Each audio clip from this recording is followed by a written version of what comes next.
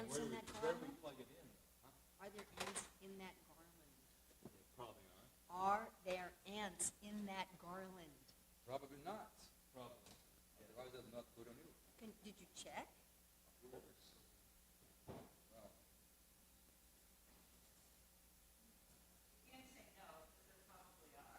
Okay. Where does this plug in?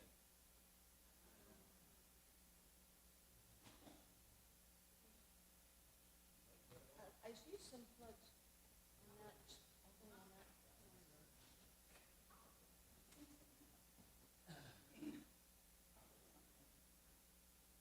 I'm sorry. I cannot guarantee anything. Guarantee? Well, we don't expect guarantees in this. This is definitely, maybe there. Okay, there you go. Guarantee is death and taxes. See, otherwise we can't get it.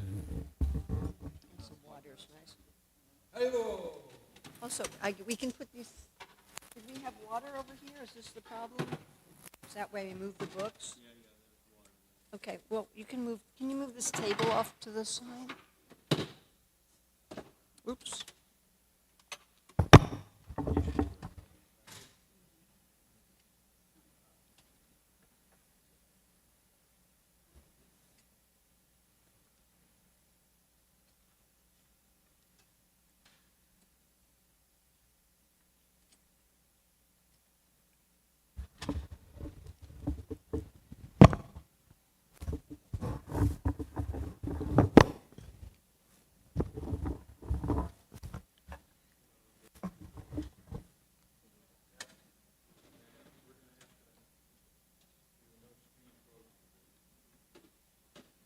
Ishwar is not here? He was here for Mungo.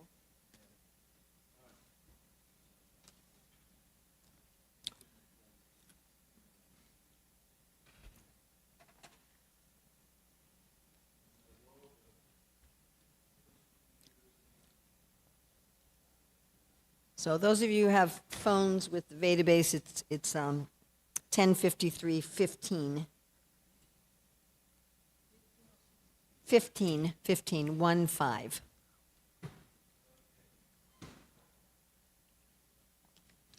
Jaya Radha Madhava Kunja Bihari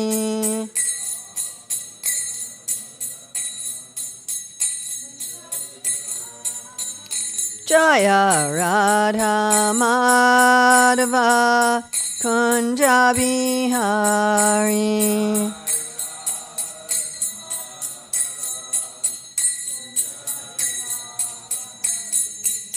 Gopi Jana Ballabha Girivaradari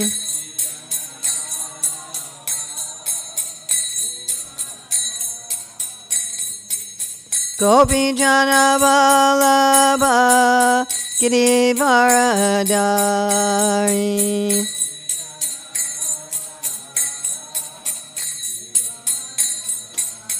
Yasodanandana Braja Janaranjana Jasodanandana Braja Janaranjana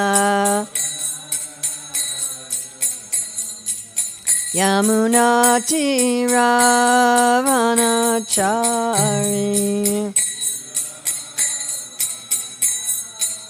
Yamunati Ravanachari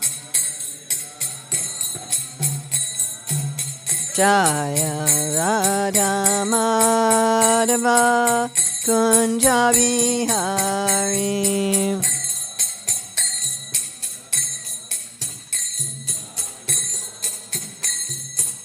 Gopi Jana Ballabha Girivaradari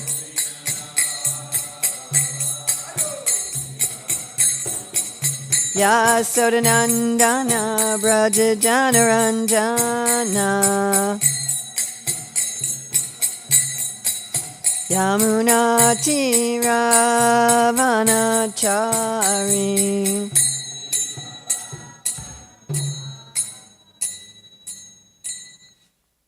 Jai Om Vishnupad, Paramahamsa Parivrajikacharya, Asatara Satashi Srimad His Divine Grace A.C. Bhaktivedanta Swami Maharaj Prabhupada Ki Jai.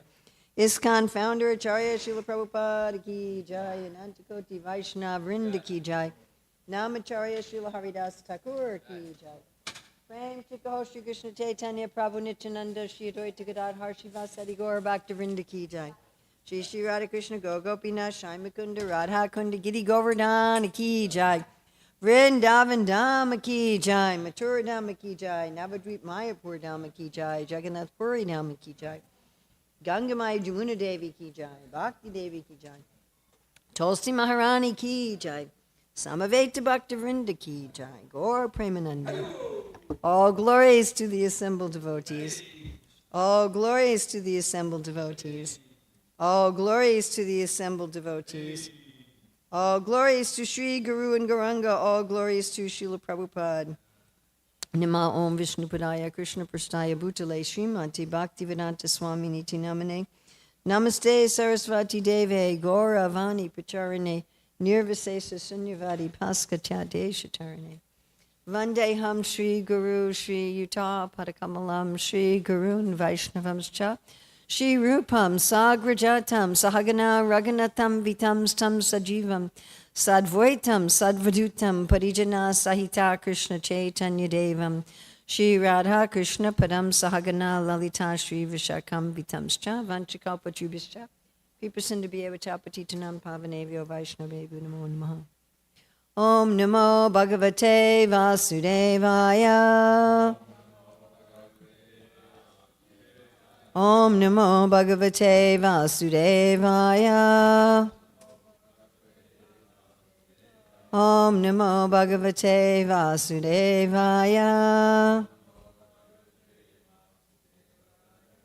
July 22nd, 2024, in Hillsborough, North Carolina, New Goloka. We're going to be reading from Srimad Bhagavatam, Canto 10, Chapter 53, Text 15. So the screen's not working today. For those of you online, sorry about that.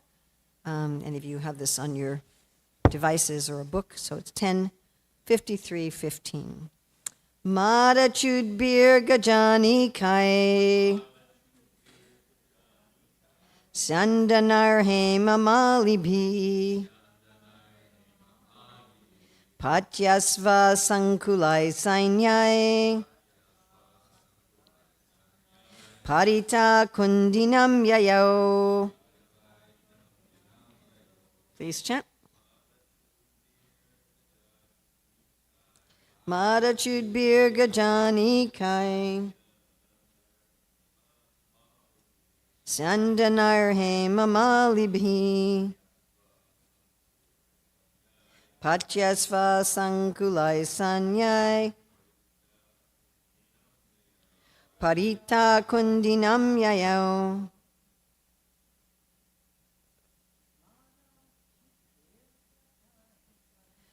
Madachudbir Gajani Kai Sandanayar Hemamalibi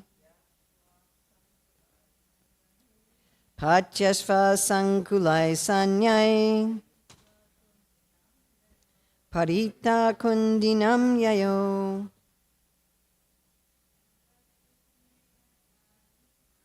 Madachudbir Gajani Kai Sandanayar Hemamalibi Patyasva Sankulai Sanyai Parita Sunyanan Yayo. Madachudbir Gajani Kai Sandanar Hemamalibi Patyashva Sankulai Sanyai Parita Kundinam Yayo. Madachudbir Gajani Kai Sandanayar Hemamalibi Pachashva sankulai sanyai. Parita kundinam yayo. Mada, liquid secreted from the forehead. Chudbihi, exuding. Gaja, of elephants. Anikai, with hordes. Sandanai, with chariots. Hema, golden. Malibihi, decorated with garlands.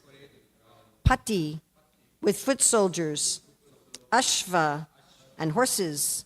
Sankulai, crowded. Sainyai, by armies. Paritaha, accompanied. Kundinam, to Kundina, Bhishmaka's capital. Yayao, he went. So this is again with the Rukmini's wedding. BBT translation, King Damagosh. King Damagosh is the father of whom? Shishupal, yes. King Damagosha traveled to Kundina. And where is Kundina? Kundina is, what is it?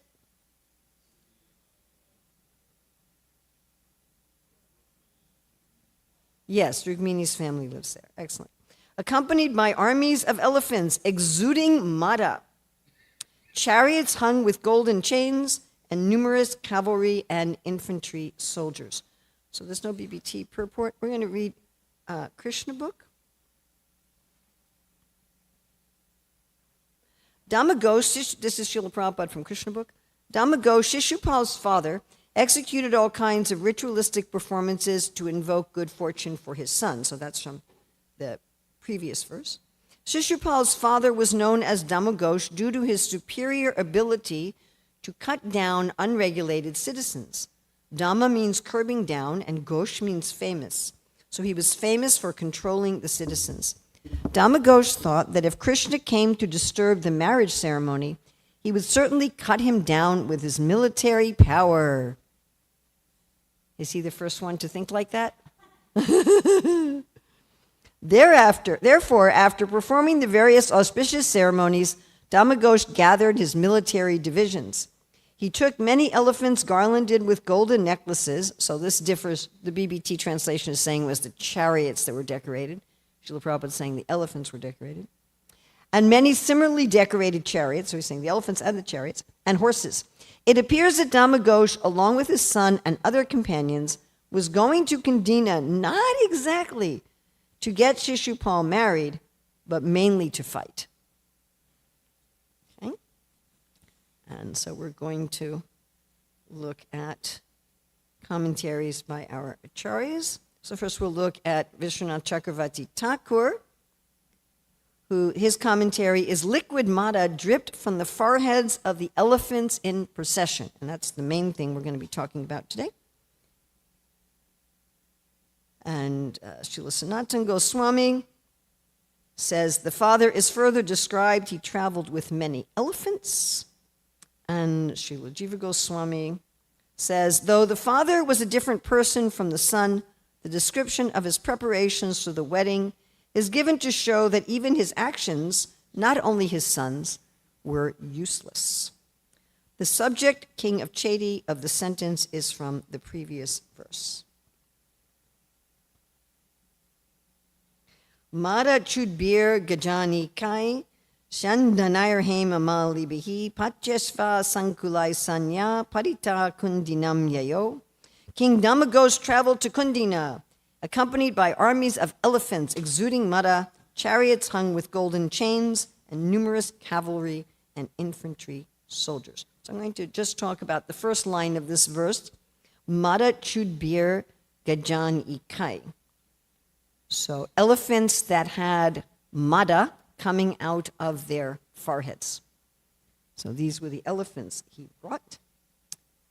So this liquid coming out of the forehead of elephants. Elephants have a special gland in their forehead that can secrete liquid. And normally it secretes a very, very small amount that they use as a scent marker.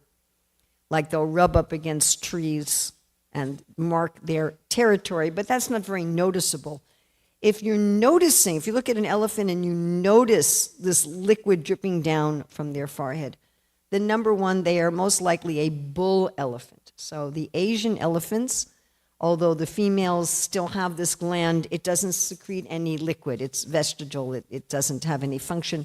In the African elephants, sometimes the female's gland will also secrete some liquid. And the elephants secrete this liquid when they are in great distress or when they are very excited. But the main time the elephants secrete this liquid is when the bulls are in must, M-U-S-T-H.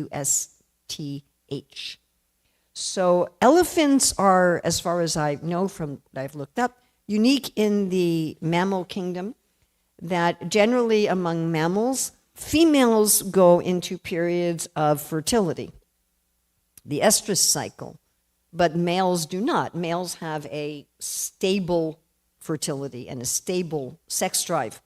But with elephants, it's not like that. The male elephant, although he can procreate at any time, goes into periods of heightened arousal called must. Usually happens in the winter. And during this time, the testosterone of the elephant increases by 60 to 140 times. So any of the males who are listening to this, if you could imagine if your sex drive were to increase by 60 times or up to 140 times. And these are called wild elephants or intoxicated elephants or maddened elephants. Now, generally, if you have elephants that are trained and used by human beings, not wild elephants out in the jungle, and these elephants that Dhamma is using obviously are trained. He's not just pulling wild elephants. So generally, when the bull elephants are in must, nobody uses them. They're too crazy. You can't use them, friend. They're extremely dangerous. Elephants in must will kill their trainer. They'll kill, normally elephants are very kind to those who've been kind to them, but a bull elephant in must is completely uncontrollable. What traditional societies do that still use elephants for work is as soon as they notice these first signs of an elephant going into must, they will starve it. They'll give it no food and water for 3 days, and then that makes the must last only for a week instead of for a month or so. In modern situations like zoos and circuses, if a bull elephant goes into must, they will put it into a specially designed enclosure that's super reinforced, so the elephant won't cause any damage. And if you wonder why they don't simply castrate bull elephants like we do with horses and cows, bull cows, it's because the elephant's reproductive system is up inside their body, and it's a major operation to castrate a bull elephant, and therefore it's practically never done.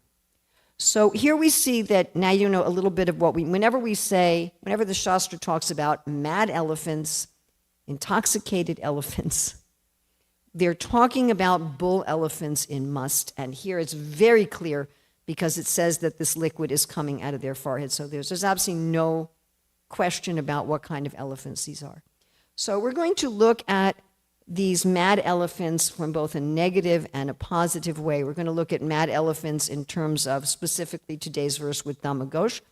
And then we're going to look at mad elephants in a general way in terms of aparad, because aparad is often compared to mad elephants. And then we're going to look at mad elephants in a positive way, talking about Lord Balaram, Lord Nityananda, and Lord Krishna, and then finally in regard to Bilva Thakur and Lord Chaitanya.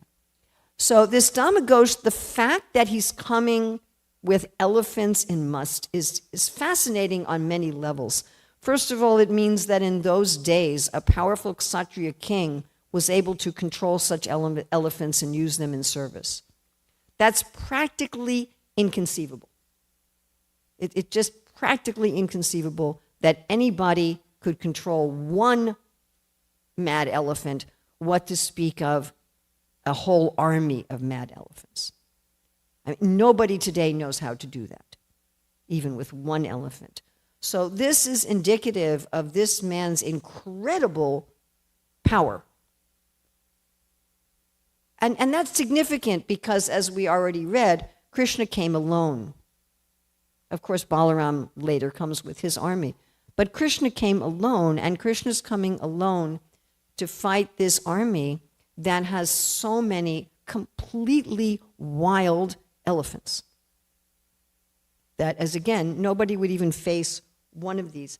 Actually, it's interesting that Jarasandhar in 1070-29 is described as having the power of 10,000 wild elephants, mad elephants.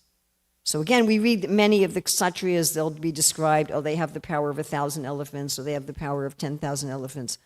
But then to have the power of 10,000 elephants in must, and again, remember that an elephant in must has 60 to 140 times their normal power and strength and aggression. So to be able to have the power that's compared to that, these were extremely powerful persons. I think it's hard for us at the present time to understand that there were human beings walking around on the planet thousands of years ago that had this kind of power.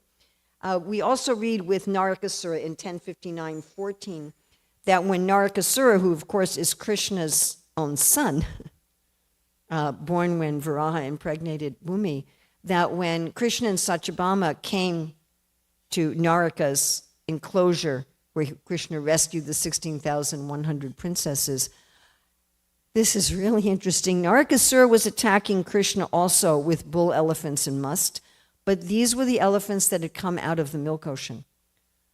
So do you remember when the milk ocean was churned? Right? Indra's elephant, Airavata, came out of the milk ocean. There was Ucheshvava, the horse that came out of the milk ocean. And also there were many other elephants that came out of the milk ocean. And Narakasura was using these elephants, which we can, of course, assume that these elephants were far more powerful and amazing than ordinary elephants. And then he was using these elephants while they were in must to attack Krishna and Satyabhama. And then, of course, Krishna, again, was alone, and even Balaram didn't come with his army, and Krishna was able to defeat this army. So it's interesting that in an indirect way, these descriptions of the great power and potency of these enemies of the Lord serves not so much to glorify them, but to glorify the Lord. Does everybody understand this? Yes? Just like Srila Prabhupada has this.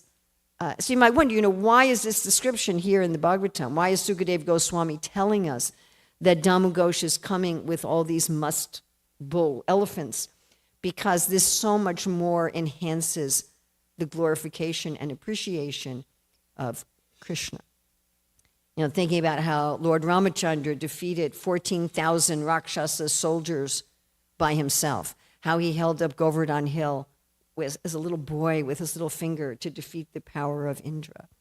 So this is the power of Krishna. It doesn't matter how much material power you amass against him. It's insignificant, right? You can bring everything. You can bring power that's inconceivable against the Lord, and it doesn't, or in the womb protecting Parikshit from the Brahmastra. It has no effect on the Lord. It'll be explained like, showers on a mountain or a flower hitting an elephant. It doesn't have any effect. So we want to look at this now in terms of offenses. And of course, Damu Ghosh here, you could say, is personifying offenses. He's acting very much in the Ravana mood of wanting to take away the Lord's consort. I mean, in this case for his son, but it's a similar mood. I want to take Sita from Ram for myself. I want to take Rukmini from Krishna for my son. I want Rukmini to be gracing my family. And this is, we could say, the root of the offensive mentality. It's the root of why we're in the material world as conditioned souls, is that I want to take the position of Purusha, and I want to enjoy Prakriti. And, the word for offense is what? Aparada, against Radha. So it literally means like that. That I want Radha for myself. I want Lakshmi for myself. I want Rukmini for myself. I am opposed to the very nature of Srimati Radharani. I am opposed to the very nature of Srimati Rukmini Devi and Srimati Lakshmi Devi, which is that they are completely devoted to the Lord. As Rukmini has already written, she said, if I can't marry you now, then I'll just do austerities and die and keep doing austerities in so many lifetimes until I can marry you. So this concept of comparing offenses to an elephant in must, of course, it's given many times. It's given especially by Sri Chaitanya Mahaprabhu in Madhya Lila 1915-6. That's the main place where he's comparing aparada to a maddened elephant. And Srila Prabhupada talks about this in 6.17.15 purport of the Bhagavatam, where he's talking there, this is in relationship to the cursing of Chitraketu, how that Parvati felt that Chitraketu had offended Lord Shiva, and Prabhupada talks there about offenses. So generally, the mad elephant offense is which offense? Blaspheming devotees. Although in that purport 6.17.15, Prabhupada refers to the mad elephant offense also as to disobeying the order of the spiritual master. And these elephants in must, as we say, they will kill their benefactors. They lose their normal, gentle, and compliant nature. They lose their memory. And think about what Krishna says in Bhagavad Gita 2:62 and 63, how when we become very attached to something and we start lusting after it, then we get angry and we lose our intelligence and we lose our memory.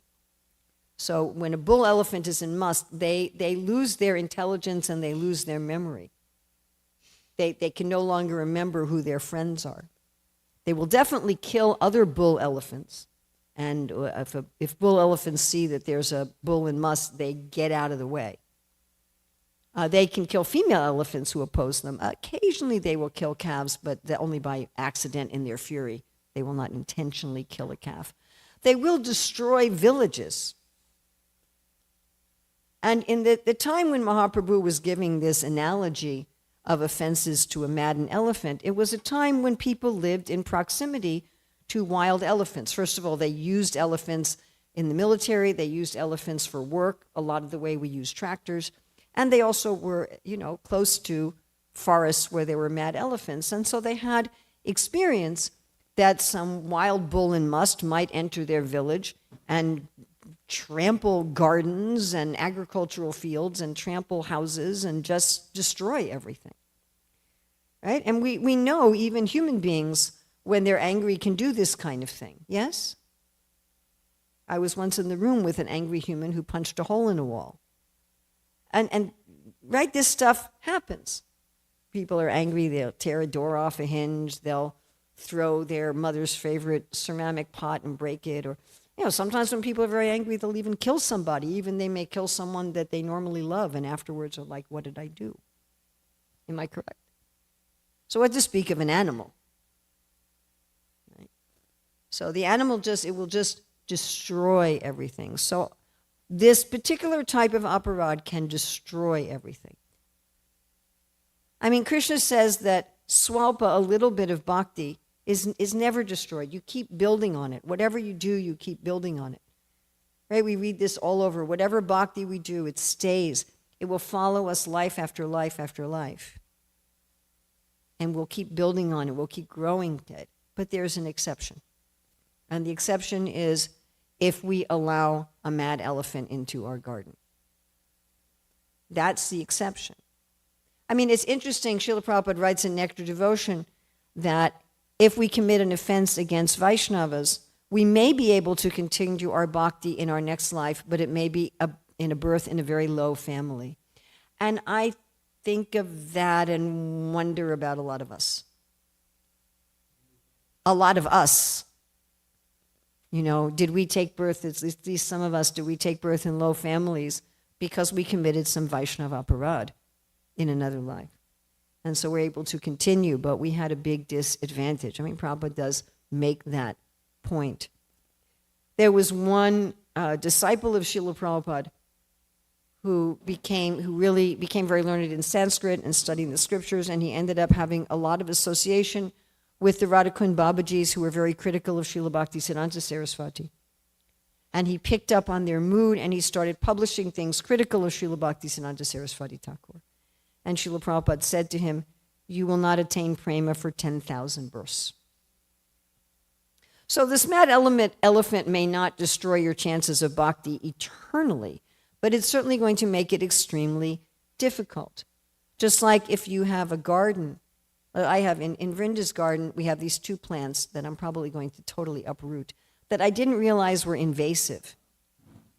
They're pretty plants, but they put runners under the ground.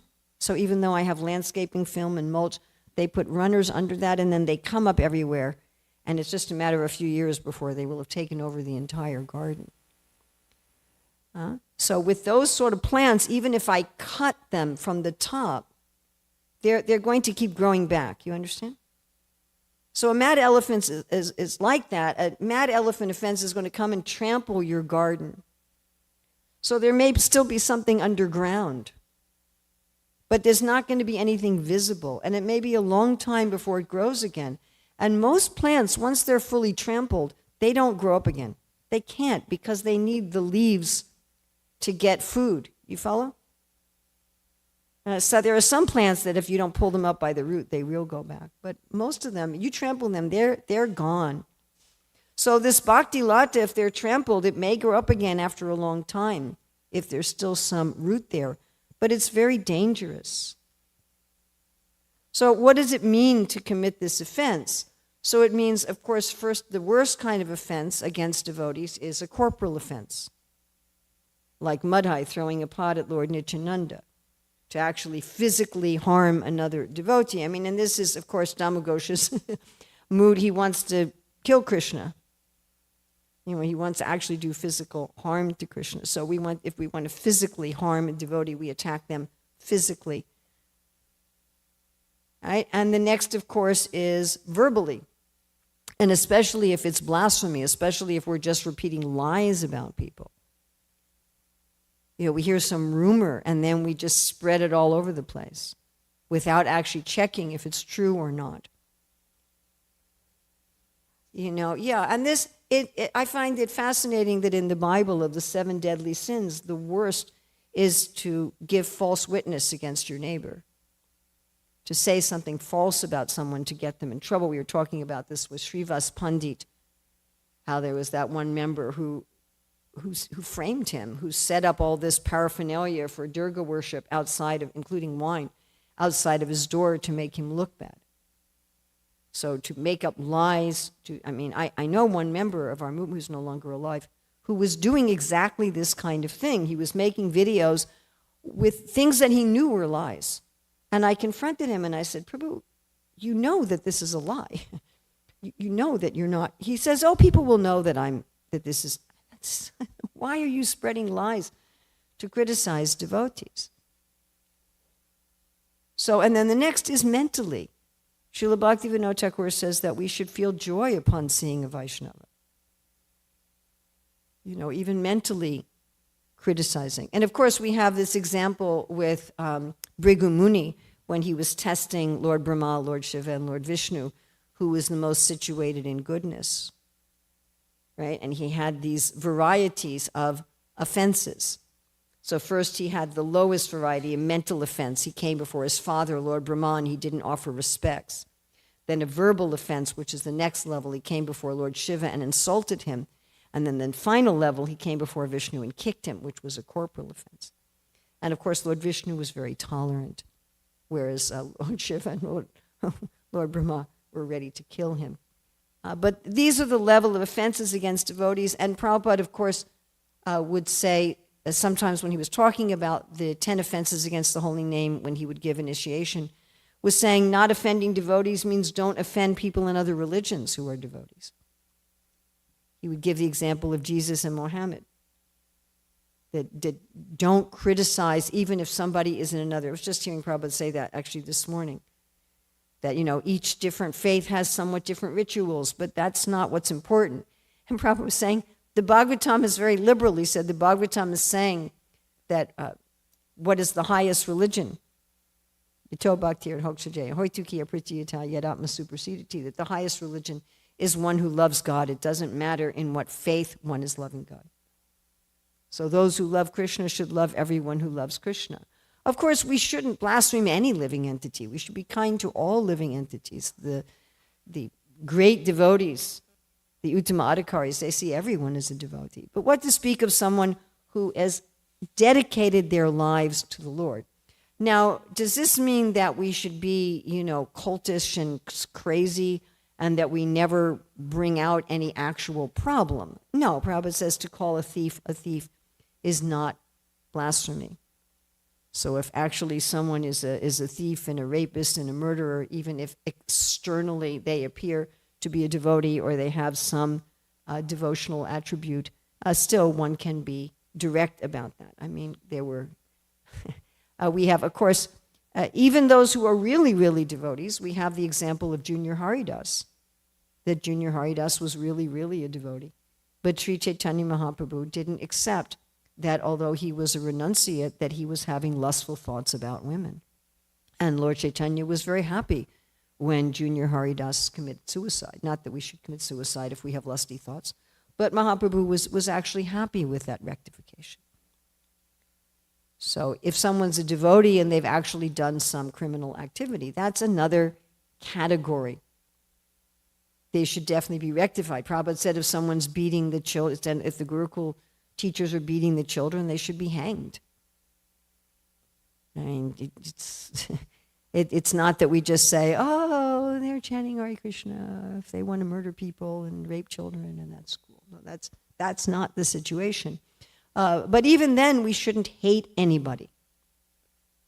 This is extremely important. Maharaj Parikshit, when he's talking to Dharma the bull, and Dharma the bull says, if you name the perpetrator, you're as bad as the perpetrator. If we're filled with hate for people who do things that are wrong, then we're filled with the same kind of hate and envy. All right, let's look at positive. Is there a positive side to mad elephants? And the answer is yes. There's a positive side to mad elephants. So we have Balaram is compared to an elephant in must in 10:15:28, when he enters into the Talavan forest and he's shaking the trees. Right? So you remember that they Krishna and Balaram go into the Talavan forest when the cowherd boys ask them to go, and then they're shaking the trees. Now, bull elephants in must do that. They'll uproot trees with their tusks. They'll shake trees. They basically cause havoc. And so Balaram looked just like a bull elephant in must shaking these trees in the Talavan forest. And again, these analogies are there because the time the Bhagavatam is given, people were they saw this. It was part of their environment, just like we see barking dogs, right? And around here we see skunks and we see cats, and this is part of our environment. So wild elephants was part of their environment. Oh, it was just like a wild elephant. Oh yeah, okay, I know what that is. Krishna is described as similar to a wild elephant in 10:33:24, and this is when Krishna's walking with the gopis on the bank of the Yamuna, and it said that his gait, the way he was walking, his mood was like that of an elephant in must. It actually specifically says, like today's verse, that he looked like an elephant that had this liquid dripping from his forehead as he was walking with his many gopis, just like an elephant in must is going to have many female elephants who are very attracted to him. And Lord Nityananda is also compared that his walking was like an elephant in must. That's CC Adi 5:187. So Krishna's walking is often compared to an elephant. Usually it's compared to a baby elephant. So usually Krishna's gait is compared to that of a baby elephant. But in this case, it's being compared to a wild elephant. So Krishna is a sylvan god. He's a forest god. He has a wild nature to him. I mean, when the Lord is in Vaikuntha, he's standing straight, and he's much more, the Lord Ramachandra, or even Krishna in Dwarka. But Krishna in Vrindavan, he goes out in the forest, especially in his night pastimes, and he's wild. He's dancing with women who are at least externally, ostensibly married to other people, which is the worst kind of adultery. And they have their wine drinking festivals. I mean, they're wild, and they're running in the middle of the dark forests. So this is Krishna, the dear Lalita, the party boy, and I really appreciate that our Gaudiya Vaishnavas especially have this ultimate view of God, as opposed to practically all the religions of the world. And finally, a positive view of wild elephants is in regard to ecstasy. So in the Nectar Devotion, chapter 18, I didn't have time to look up the corresponding thing in Bhakti Rasamrita Sindhu. Bilva Mangala Thakur talks about his ecstasies in devotional service being like an elephant in must within him, being just like this his ecstasies were just wild within him. And Sri Chaitanya Mahaprabhu is compared like this in C.C. Madhya 264. That it's like not only one, but a whole herd of wild elephants. I mean, that's another thing about Dhamma-ghosh. Like, one elephant in must is not going to want to be around another elephant in must. Like, they're going to fight to the death. And how he had a whole bunch of them together in his army, I don't know how he could do that. So Sri Chaitanya Mahaprabhu's ecstasies were compared to that, like you have a whole bunch of bull elephants in must being in your heart and just tearing it all up with all these different competing ecstasies. So that's the kind of wildness we should have. We should have a wildness of love in our heart. That kind of madness of love that uproots all of our anartas, that tramples all of our false ego, that just uproots and throws away our pride and arrogance and lust and envy, and is having a whole party of love for God, and then can join in his pastimes when he's walking around like a mad elephant. But we should be very, very careful of having a mad elephant of offenses and thinking that we're going to somehow, with our power of whatever, righteousness or intelligence or strength, that we're going to defeat Krishna. So I hope you enjoyed this elephant class. So if anyone has any, sorry, I just concentrated on the first line of the verse. So if anyone has questions, comments, corrections, chastisements.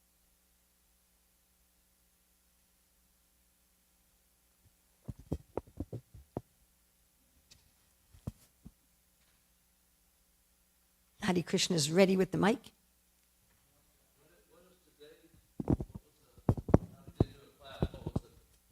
No, it was a class. Oh, I didn't see it on the TV. I don't know. No, the screen's not working. Okay. It's 10:53:15, which is the next verse, so it wasn't a special topic. And the first line of that verse is Mada Chudbir Gananjikai, that there was elephants with liquids coming from their forehead. And that Dhamma-ghosh, Shishupal's father, he's bringing this whole military phalanx to his son's wedding. He's coming to his son's wedding with this whole army, because as Prabhupada said in Krishna book, he wasn't just coming to get his son married, he was coming to fight Krishna. And among his army was a whole bevy of bull elephants in must. So.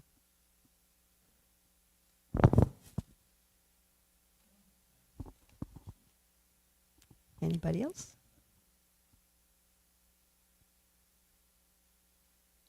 So, thank you very much. Srila Prabhupada ki jai, Srimad Bhagavatam ki jai. Jai.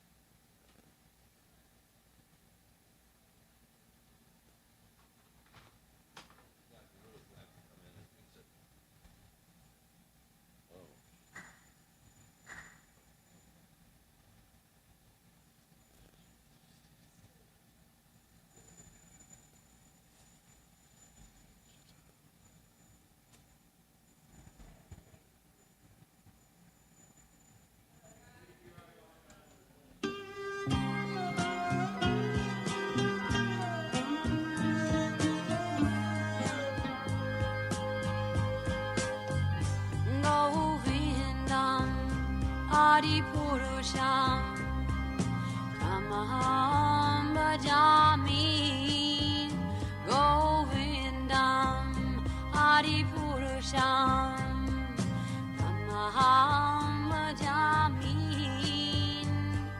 Govindam Hari Purusham Tamaham Bhajami Enam Kanvandam Maravindadalaya Taksham Varhavatam Samasitam Buddha Sundarangam Kandar Agom Vikamaniya Vishesha Shobham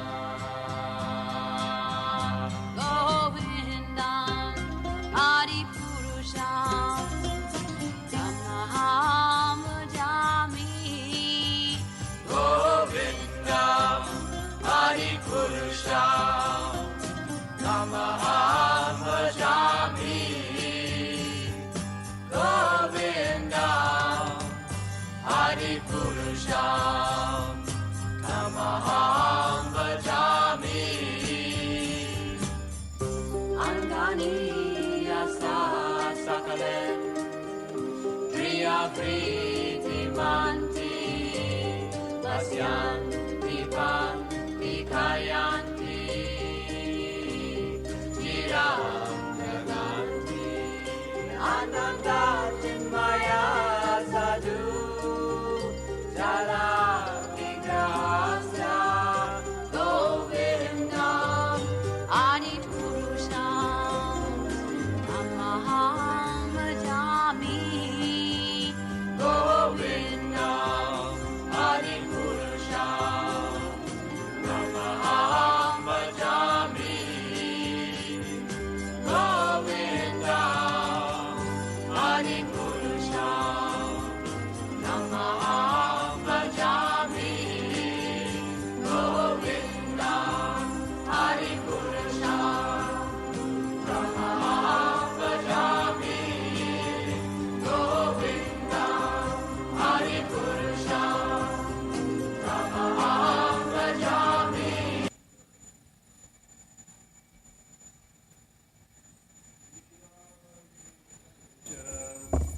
Goloka Pravecha Nidrachari Utajiva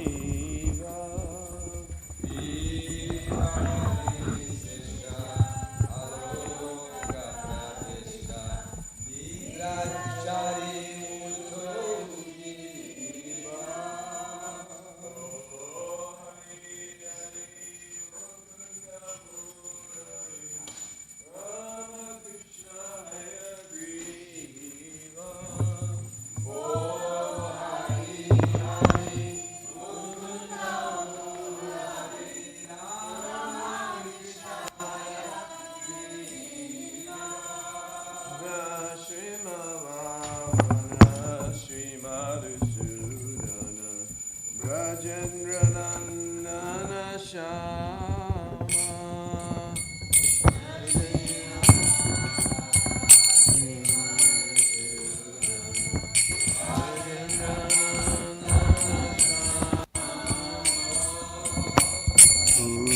Utanagatana Kaitabashatana Jaya Dasarati Rama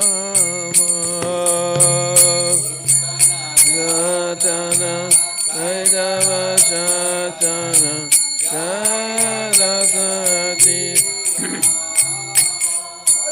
Yasoda Dulala Govinda Gopala Vrindavana Purandara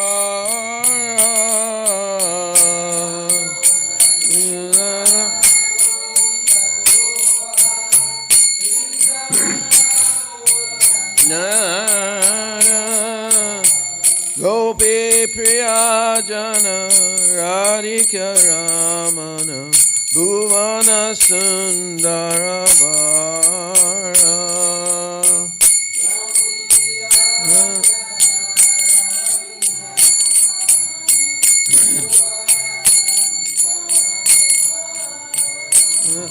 Ravana Takara Makana Taskara Gopi Jana Vastrahari Taskara Makana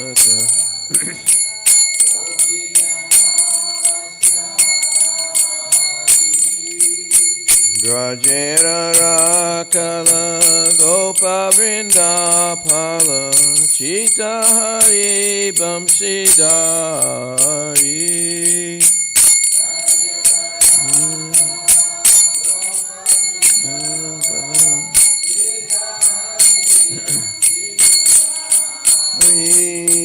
Yogindra Bandana Srinandanandana Braja Jana Bayahari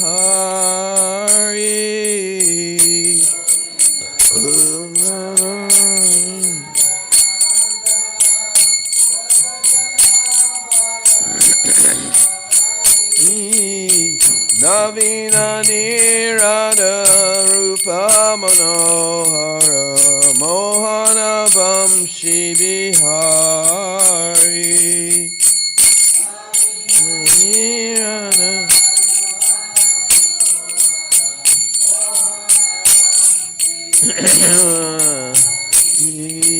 Yashodanandana Kamsani Sudana Nikunjara Savilasi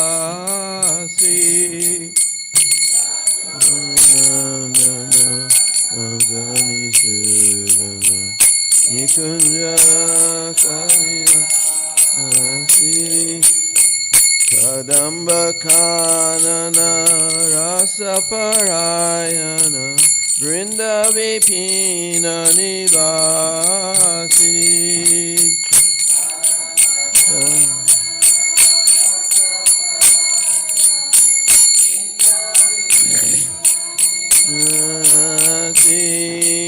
Ananda Vardana Prema Niketana Pula Shara Jojaka Kama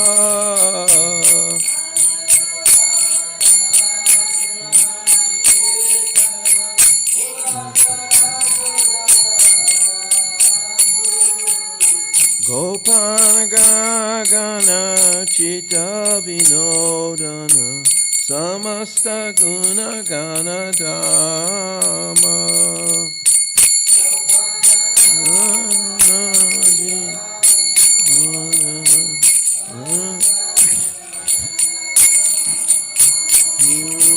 Jamuna Jivana Keli Purayana Manasa Chandra Chakora Jivana Keli Purayana Manasa Chandra Chakora Kamasudha Rasa Goa Krishna Jasa Rakavachana Manamora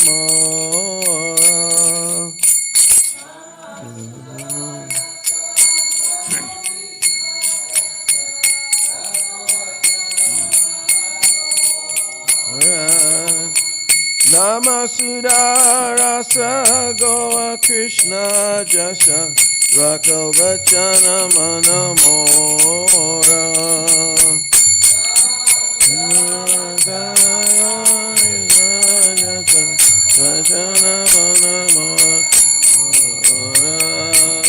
Vibhavari Shesha Loka Provecha Nijachari Utajiva Avari Shesha Loka Provecha Nijachari Utajiva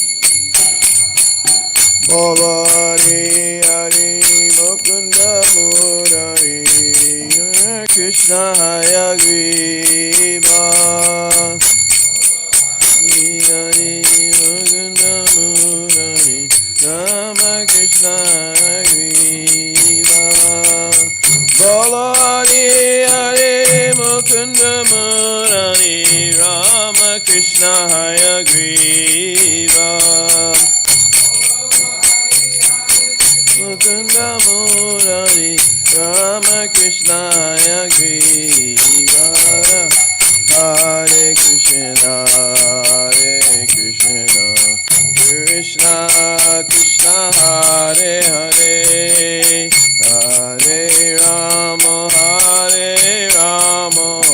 Rama Rama, Hare Hare, Hare Krishna, Krishna Krishna, Hare Hare, Hare Rama, Rama Rama, Hare Hare. Hare Krishna, Krishna Krishna, Hare Hare, Hare Rama, Rama Rama, Hare Hare. Hare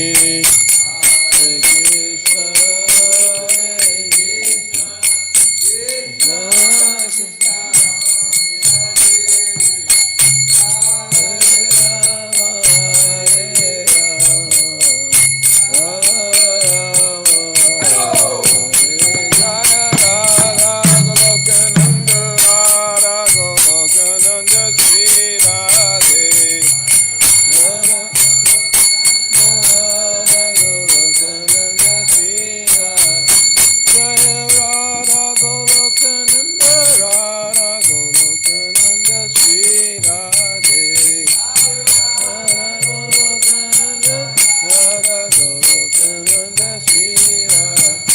Jaya Giri Govardhan, Jaya Giri Govardhan, Jaya Giri Govardhan, Jaya Shri Vrindavan Dham. Giri Govardhan, Jaya Giri Govardhan, Jaya Giri Govardhan, Jaya Shri Vrindavan. Jaya Prabhupada, Jaya Prabhupada, Prabhupada, Srila Prabhupada.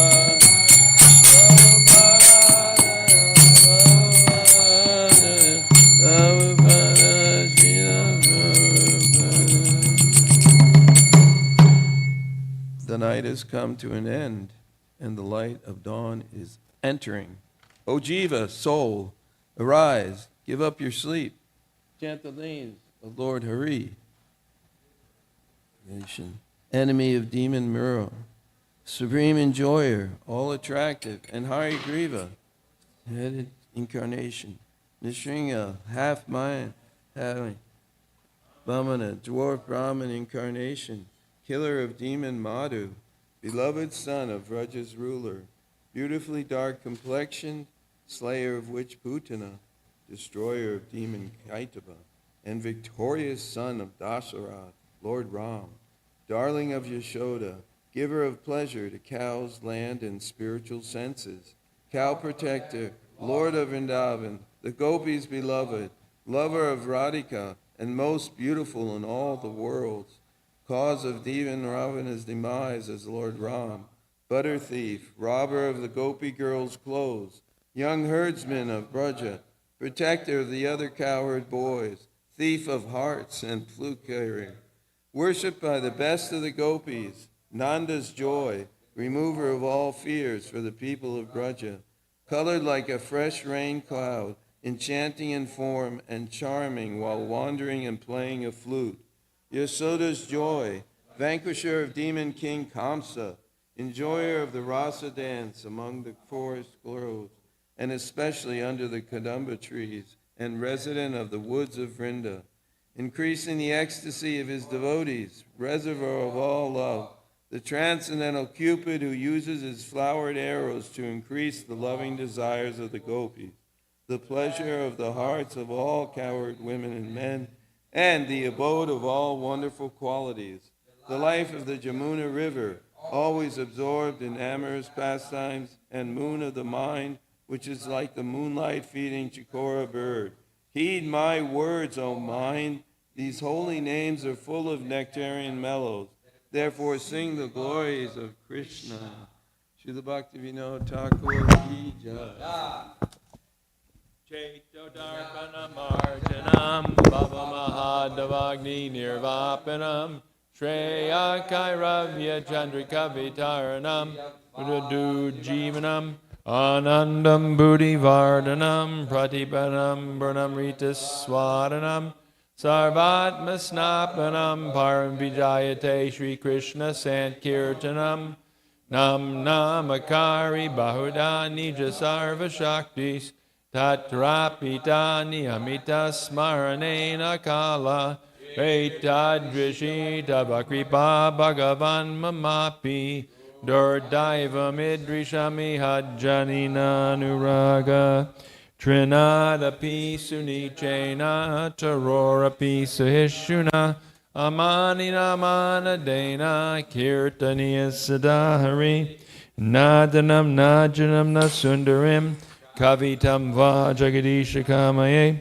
Mama Janmani Janmani Ishvare Bhavatad Bhaktir Hoitaki Twai Ainanda Tanuja Kinkaram Patitamam Mishame Bhavam Buddha Kripaya Tavapada Pankaja Stita Duli Sajashim Vachintaya Nayanam Galadashu Daraya Varanam Gadgadaridaya Gira Pulakarnishitam Vapukada Tavanamagrahane Bhavishyati Yugayatam Namishena Chakshusha Pravashayatam Shunayatam Jagat Sarvam Govindam Virahename Aslishavapadam Radam Banastumam Adarshanam Marmata Karotuva Yatatata Vidvito Lampato Mat Prananatas Saevanapara.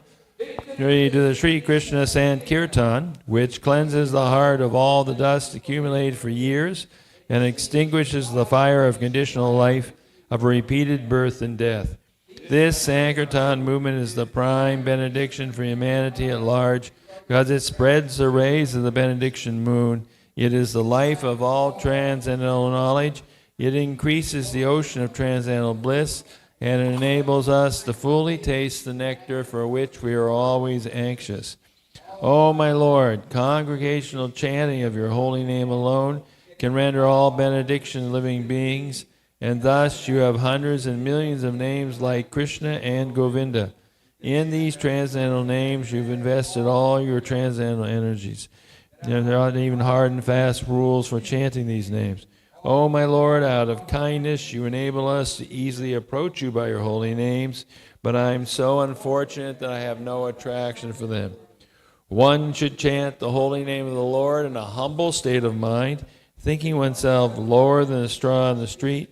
One should be more tolerant than a tree, devoid of all sense of false prestige, and should be ready to offer all respect to others. In such a state of mind, one can chant the holy name of the Lord constantly. O Almighty Lord, I have no desire to accumulate wealth, nor do I desire beautiful women, nor do I want any number of followers. I only want your causeless devotional service birth after birth. O Son of Maharaj Nanda Krishna, I am your eternal servitor, yet somehow or other I have fallen into the ocean of birth and death. Please pick me up from this ocean of death and place me as one of the atoms at your lotus feet. O my Lord, when will my eyes be decorated with tears of love flowing constantly when I chant your holy name? When will my voice choke up, and when will the hairs of my body stand on end at the recitation of your name? O Govinda, feeling your separation, I am considering a moment to be like 12 years or more. Tears are flowing from my eyes like torrents of rain, and I am feeling all vacant in the world in your absence.